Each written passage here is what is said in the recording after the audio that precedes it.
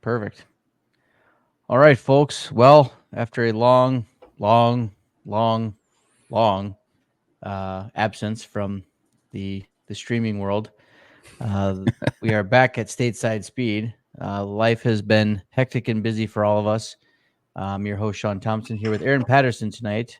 Hello. Our other member of the trio is off in bowling this evening, so he was unable to join us. But just wanted to get back in front of the microphones and get a show on board here for the upcoming Spanish Grand Prix, and also kind of go over some things that have occurred since the last time we met, which I think was like 2 months ago. I think now It's about been a minute, yeah. episode 3. Yeah, can't remember exactly what episode we're on, but we're gonna call it 3.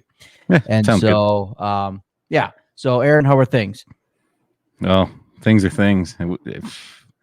Like you said, we've all been busy. I almost think that maybe we should change from the Rad Dead Network to We're Back Network. Yeah, or we're trying. Yeah, we're We're trying. trying network. So, but no, life's been busy. We've just been running around. If you've listened to the show before, you know we're all dance dads. We've been running around like crazy. We just finished nationals this past weekend. So, Long but now week. got some extra time, so let's get into it here. So, been a while since, but a lot has happened in the world of Formula One since our last podcast. So we've had new race winners, including our beloved Lando Norris, who won his first race ever, finally, in Miami, which was great that he won in the States and was really fast doing it. Yeah, he looked great really fast and really dominated that race. And McLaren is awful strong here, even coming into this race in Barcelona this week as well. So for sure. Also had Charles Leclerc winning in his home race of Monaco, which was huge. I'm not a huge Ferrari fan myself, but it was really cool to see him win that race because I know that means a lot to him personally. And so, and it was nice to see someone else besides me Verstappen in the race finally. Again, Right. it was almost like 2 weeks in a row. I mean, Max won in Imola in between, I think, the two, but was still even a competitive race in Imola with Lando almost catching up to Verstappen in the last few laps there. So has been a really much more competitive season, which I think is making it much more enjoyable to watch because this time last year it was like almost half in the bag for Red Bull and for Verstappen. So, well, and I think when we talked earlier, we all were just like, oh, it's going to be Red Bull and Verstappen. Like, it's not even going to be close. It's not even going to really be fun watching, but they've actually really made it interesting to watch. Yeah, and they've been fairly exciting races here the past probably month or so. I mean, probably the past 3-4 races have been pretty entertaining to watch. And so the last race that they just had was kind of a heartbreaker in Canada. Verstappen ended up winning again with McLaren finishing second again.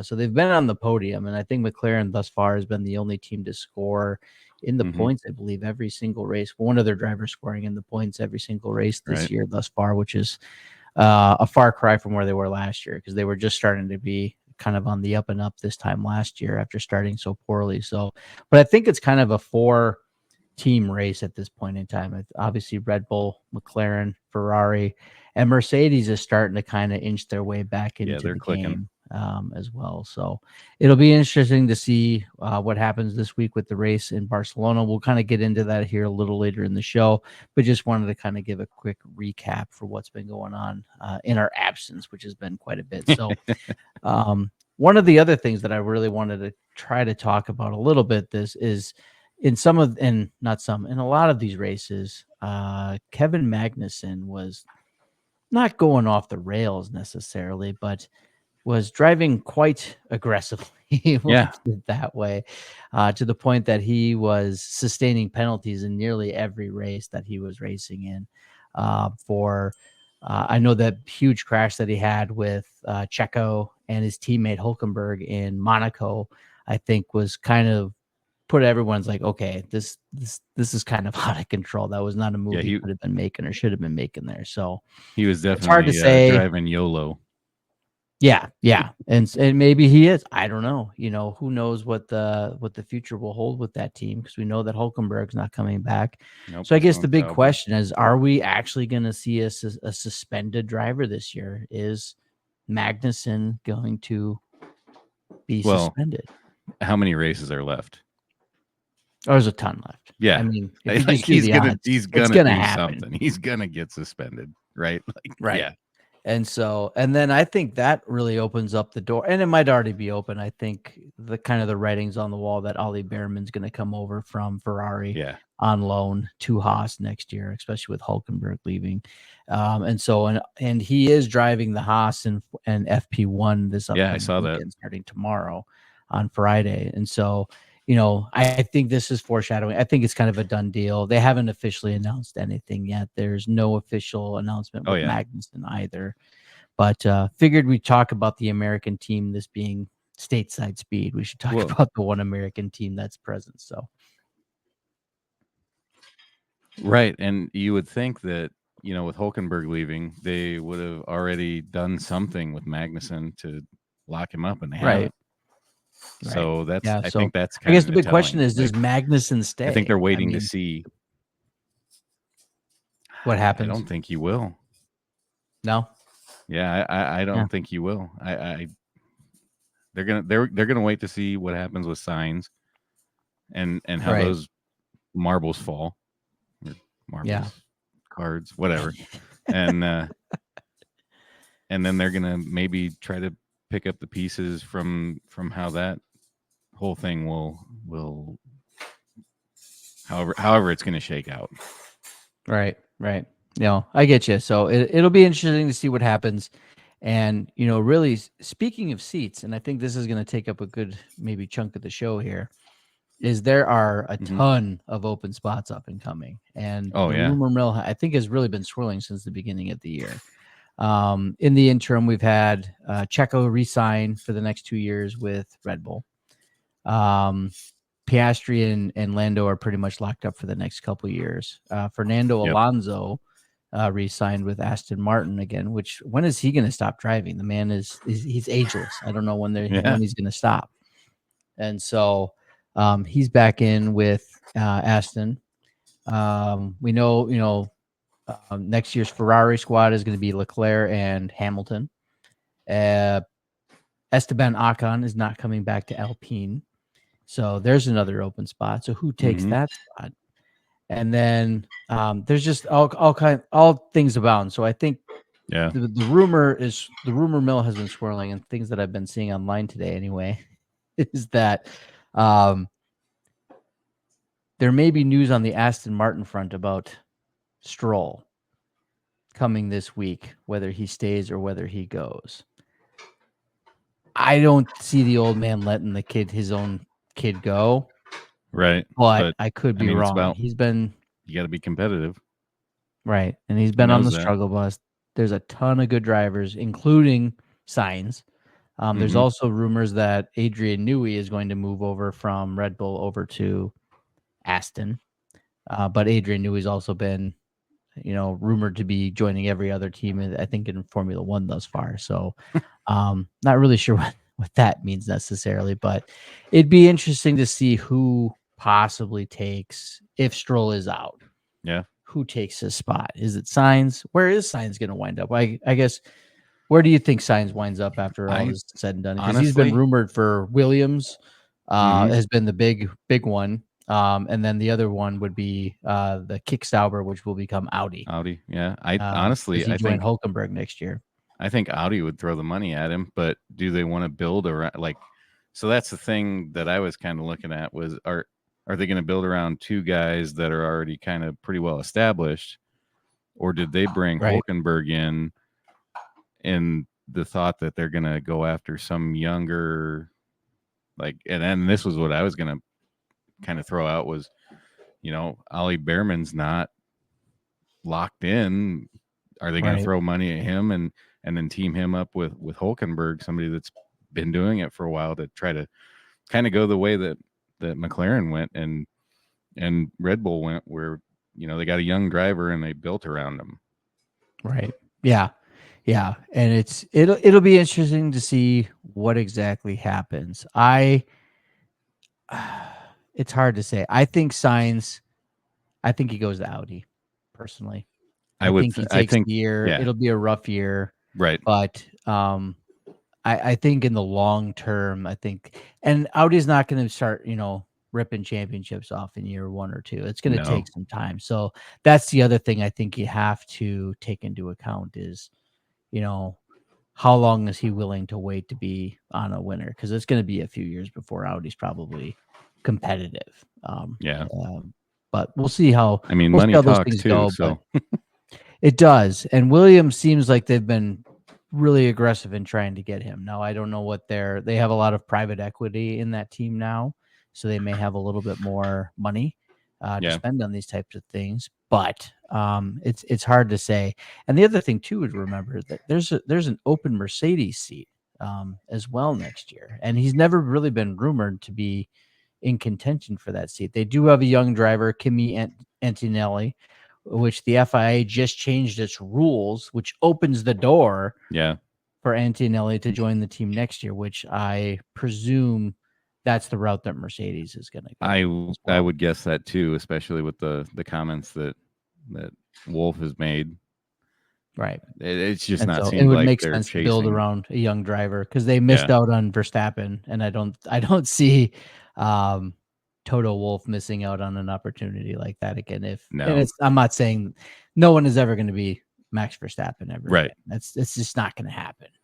But if you can have someone near that capability and talent and potential, then I think it's worthwhile to go after that. So I think that's kind of where there's smoke, there's fire. And I think that's kind of what the second seat for Mercedes will wind up being, which kind of still leaves Mick Schumacher, their reserve driver, kind of out in the cold again, which is kind of a bummer. But the next plenty question of open I have, seats though. Yeah, absolutely. And so the next question I have, after Sergio Perez signed his extension, it's been kind of not great for him in the past few races since signing that deal. So was that a mistake? Was this did they jump the gun a little too early? Well, and you look at how, Verstappen's going to mask a lot of mistakes, quote unquote, right? Like he can do whatever if you've got a guy that's finishing first every 2 to 3 races, every other race, whatever it is. So they may look at it a little less constructively as maybe if he was on a team where they weren't competing. So I think they probably have a little bit of remorse, but when you got a guy like Verstappen, it's meh. Yeah, absolutely. I think the big thing with Perez is he's kind of the ultimate teammate. He knows his role. He's kind of like the Valtteri Bottas to Lewis Hamilton when he was driving at Mercedes. He wants to be number one. He wants to be up there, but he kind of knows, okay, this is my role. This is my spot. Yeah, which is kind of a bummer because he's a great driver. So well, and then you and it's funny that you brought up Bottas there because like I was listening to other things and reading things earlier, and they kind of compared them as being alike. But then Valtteri's got to be looking at Sergio, like, how the hell does this guy keep getting multi-year deals and I just keep getting 1-year deals? Like, why can't I catch on somewhere? Yeah, and does who from the kicks do they keep Valtteri next year? Granted, if they don't get one of these other drivers, which of those two between Zhao and Valtteri sticks around? I would say Valtteri. Oh yeah, and the better of the two. And Zhao's been kind of finishing for sure in the bottom 5 each and every race, which is unfortunate. But yeah, it's going to be interesting to see. The other big news, was Esteban Ocon will not be brought back. Now, not shocking after he ran into the back of his teammate during the Monaco Grand Prix on the first lap. So it's not shocking. There were rumors that he was going to be suspended. He wasn't going to race. And Alpine has a very, very strong up and coming young driver in Jack Doohan, who's waiting in the wings as well, which I think he will probably elevate up to that second seat behind Pierre Gasly next year as well. So I think Alpine's got their stuff set up too. But do you see Ocon signing anywhere else for next year? Yeah, like you put down here. I think he might be too much of an asshole to be on another team. He might be done. Right. Yeah. And so, and who know, maybe I could see him going to Haas. Yeah, I think a lot of it just depends on where Signs goes, and then just those right. what follows after that. There's going to be Yeah. a Because I think once Carlos signs, it's going to really hard. That's like a tongue twister. Carlos signs somewhere. I think the rest of the dominoes are going to fall because they're probably just kind of waiting to see yeah. It's like what happens. Magnuson But I said. think He's like that the cork on top of the champagne bottle that's ready. Once it pops, then everything else is going to go. Yeah. And I think this is the week that Sainz just needs to come out and say, "Yep, this is where I'm going." It's Spain. It's his home race. Yeah. So I think he's get to close. It sounded like he was close on things that I've read. Right. And so I'm sure they're just getting things settled and worked out and figured out. But who knows? There's just been a ton of movement. I think the month break, the summer break, is going to be wild. If a lot of these decisions aren't made before then, which they very well might be. It's kind of sounding like it's headed that way. That's kind of on warp speed on getting people signed. So it's going to be really, really fun to kind of see what the driver lineups look like for next year. Because right now it's wide open. So it's going to look totally different. Yeah. Now watch it be like almost exactly the same. It very well might be. So, but it will be fun. It'll be interesting. And I can't wait to see kind of where everyone winds up. So, so finally, got the Spanish Grand Prix this week. And this is kind of fun because now, we had a week in between the last race in Canada and Montreal. And now we've got 3 weeks of race week in a row. So we've got Barcelona this week, totally spacing on what's next week. But I know the first weekend in July is Silverstone British Grand Prix. Yep. So I'd have to look at the I can't exact schedule again, but I feel like I think it's too early for Hungary. So let me look up the schedule here. But anyway, should be an interesting race. Barcelona is a very fast track. Yes. And quite a few teams bringing upgrades again this week. So McLaren bringing upgrades again to this race, and it seems like each and every time that they upgrade their car, it's faster and better. So I kind of really like where that puts them in the race order this week. I think they've been super strong each and every week. And I don't see that getting any worse this week, especially with the development and the improvements that they seem to make each and every time that they upgrade their car. Red Bull is bringing some as well, primarily looking at how their car handles the curbs. It doesn't really do the greatest in more of those low speed turns, which Barcelona is kind of more of a high speed and low speed kind of circuit. And so I think they're trying to bring those types of things into play here to see if that helps with that. Mercedes, again, trying to upgrade their car. And then Ferrari really kind of went into warp speed after their really poor showing in Canada, where I think they finished 10th and 11th, or maybe worse. They were out. One was only in the points.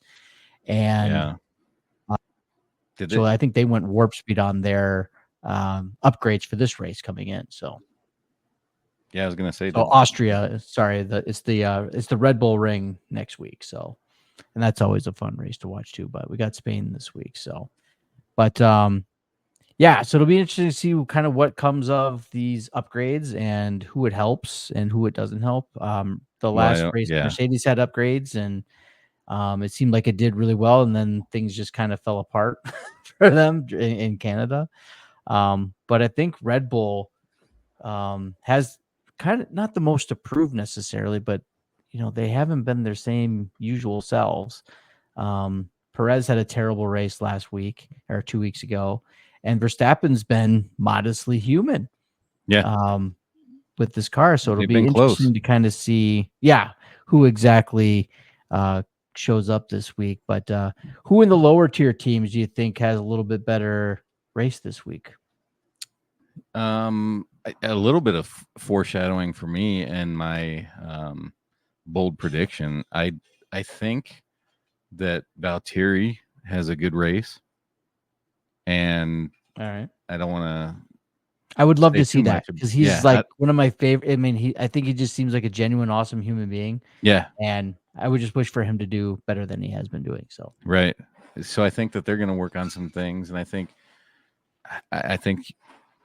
Sauber is going to do well with him. I don't know about Joe, but yeah, I don't want to get ahead of the bold yeah, predictions. yeah. So No, that's fine. I'll save a little bit on that. That's But fine. But um, yeah, I think it'll be a fun race. It'll be an interesting, and it's always a fun race to watch. It's it's a great track. There is reports of possible rain in the forecast again. Like really threw the Montreal Grand Prix or the Canadian Grand Prix into yeah, a kind of a tizzy because people really didn't know which tires to have on their car. I know mm-hmm, the Haas started out on wets and they look like geniuses, and then they fell back to right where they started. yeah, And so, per the weather reports today, it was pretty miserable and rainy there today. It's supposed to warm up a little bit for free practice and qualifying, and then possibly raining again on Sunday. So, who knows what we will have happen? I love it when it's rainy, though. It kind of is the great equalizer yeah. for everyone. It makes it way more entertaining. So, we'll And to kind of just see. see that rain just flying all over off the track, and Oh, guys yeah. can't see Yeah. anything. And I just think to myself, Yeah. holy crap, how can you go in a car that fast? And they're And still like going you 180 you miles an can't hour. see anything. How do you know where the like they've just Right. and that's where I don't know. It's just kind of cool to me that because they know it like the back of their hand. So Yeah. they Yeah. go. It's all on feel. Yep. No, it's pretty awesome. So, so I guess let's get into predictions here. So it's just us two. So maybe Dennis is just the talker, and that's why we're moving along so quickly here. And I'm glad he's going to hear this when he's Yeah. editing. But so what are your predictions for this week? I've gone back and forth. I felt like Ferrari might make a little bit of a better showing on this one than they did the Canadian Right. Grand Prix. But then, Mercedes could come on strong. I feel like for sure McLaren's going to do well. I could definitely see Lando having a great race again. First, I think Verstappen, he's going to do well as well. Right. Because that is what it is.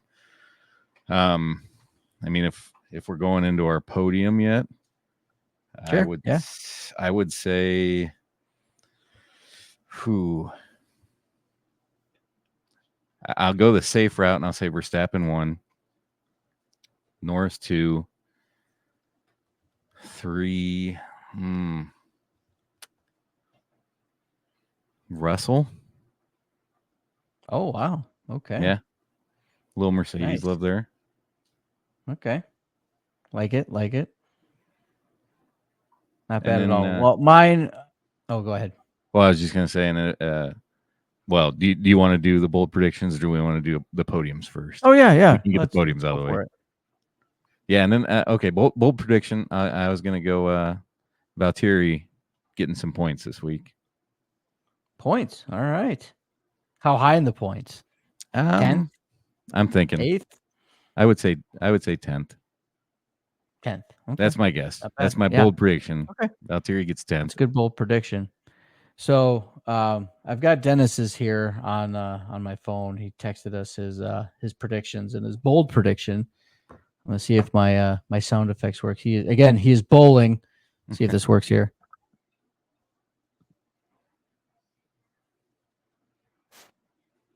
There we go. That sounded like a strike. I don't know if that actually worked. I don't know. You hear that? I'm not sure if it picked it up. I heard a little something, but I wasn't sure. That was dumb. Okay. Shit.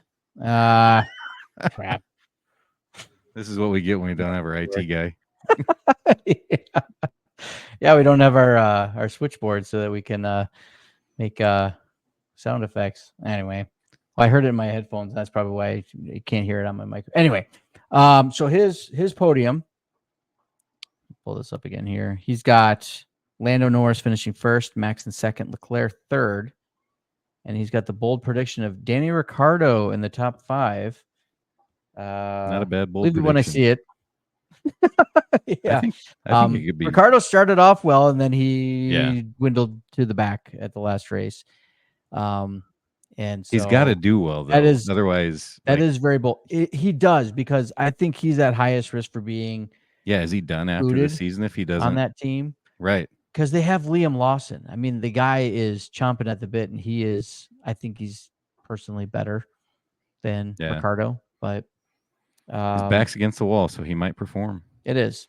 Who knows? We'll see. So, good predictions there. My prediction, I think Piastri wins the race.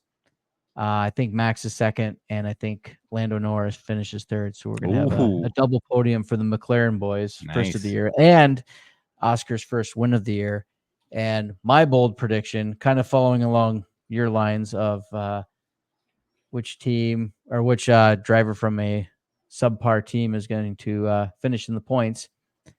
Going to go back to Magnussen. I think Magnussen finishes in the points.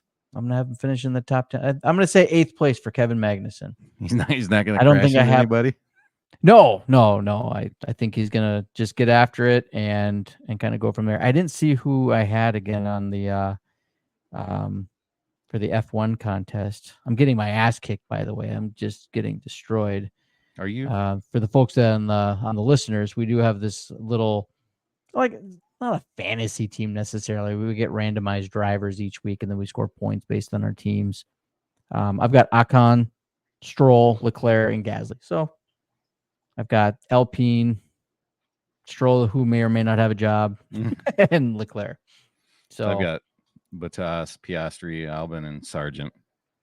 Yeah, so there you go. Well, Sargent's probably going to crash. Yeah. Yeah, there you go. So I'm down with your podium.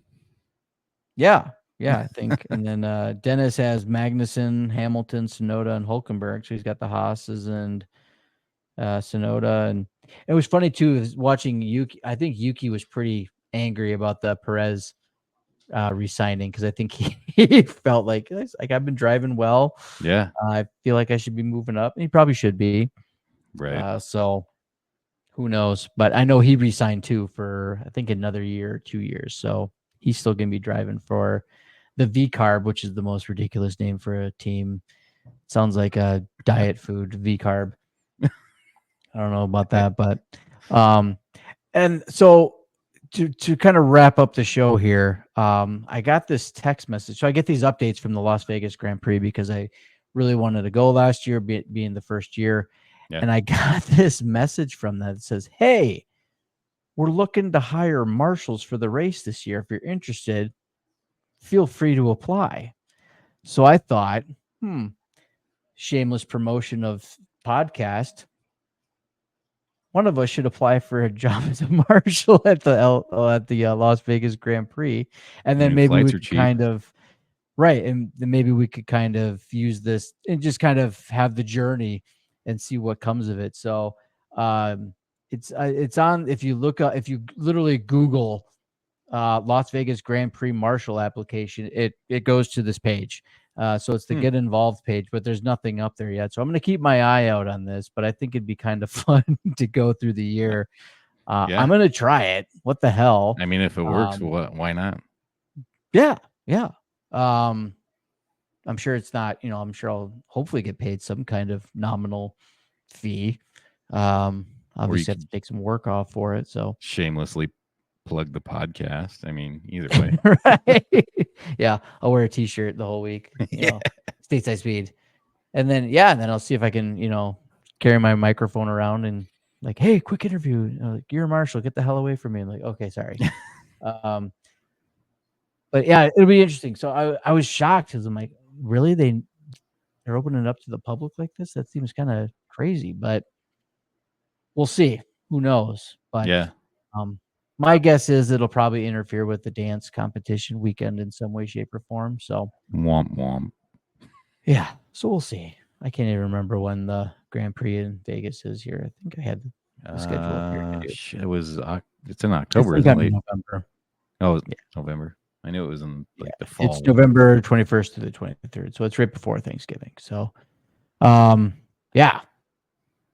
So that'll be interesting. So stay tuned, folks. Let's see if I can get hired as a marshal. for the Las Vegas Grand Prix. Shoot your shot, man. Shoot your shot. What the hell? Right. Might as well. So yeah. Well, that's all I have. Like I said, we wanted to try to keep this short and sweet as we could, and just wanted to get some more, kind of get back on the airwaves here and kind of go over things. Again, now that we have 3 races in a row coming up, hopefully we can kind of get back to things and have our weekly show again. If you do follow us and listen to us, thank you so much. Please follow us on all of our socials. We're on Facebook, Instagram, and Twitter. We haven't been posting either as much, and so we probably need to get back on that as well. But we try to keep up with that the best we can. So we're getting into that part of the year where we've got a little more time. So yeah. Whether and meet, but I mean, we can do the web-based stuff. So right, absolutely. So, and we'll try to, even if it's little snippets here and there, we'll try to put more content out for y'all to listen to. So again, if you're listening, thank you so much for listening. Please follow us and interact. McLaren. Yeah. And interact McLaren.